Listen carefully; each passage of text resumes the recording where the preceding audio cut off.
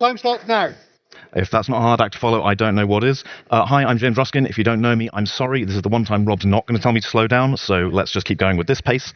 I didn't have a slide template for this, so I'm really sorry. Sponsors, we're all lovely.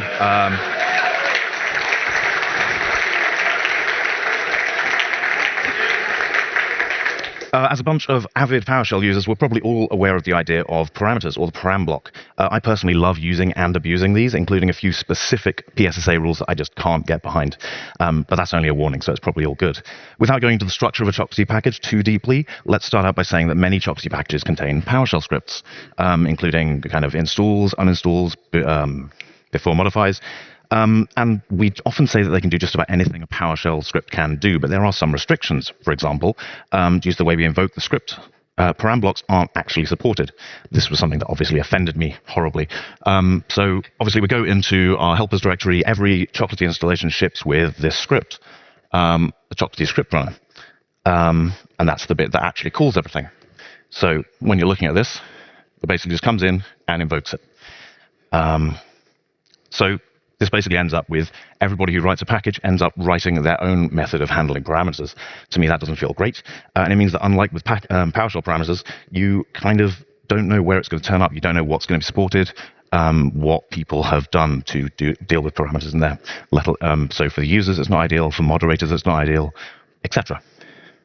So I'm overeager. I run off. I try and implement something. Great. Because I love contributing to open source and I love helping myself.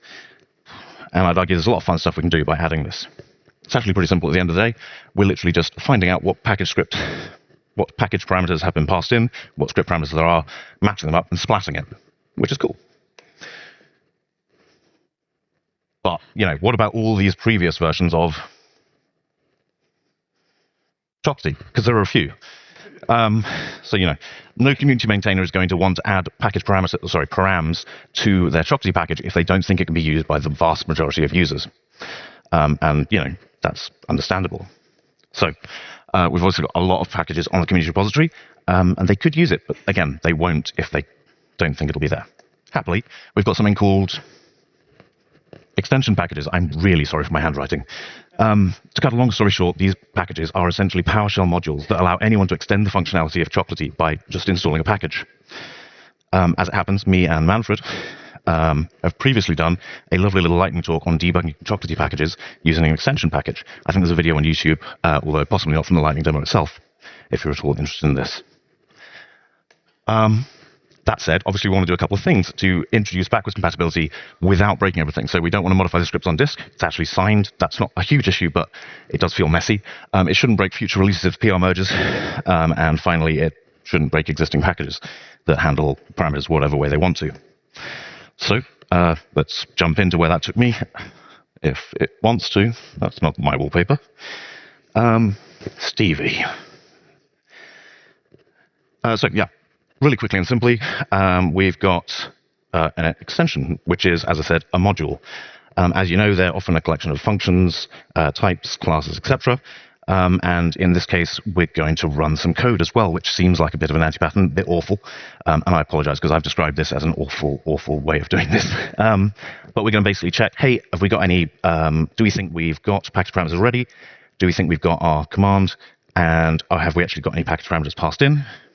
If we do, we're going to define a bunch of functions, which look, oh dear me, that's not the one I wanted. We're going to define a bunch of functions, and then we're going to go in and have a look at this breakpoint that we're going to use in order to modify the script as we're running it. Running really quickly through, we're going to find the line of the package script invocation that we showed earlier on the thing. We are going to identify the script that we're using for the script runner, and then we're going to set a breakpoint that has an action. Actions are obviously, something that's doing just run when it happens. And if we've got a package script, we are going to go in there and we're going to find our parameters, invoke them, and set an alias for the package script, because what we don't want to happen is come out of the breakpoint and then immediately run the script again, but without any parameters. That would be awful. I had a moment where I was going to talk about something else, but we don't have time. So basically, and if it fails, it's going to go and use out rethrow an error to rethrow an error, because in the script runner, I need to speed up. I don't think I've got time. Anyway, yeah, that's the thing. It's disgusting. I'm really sorry.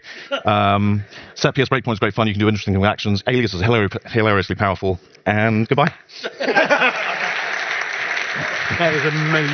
That is amazing. Thank you.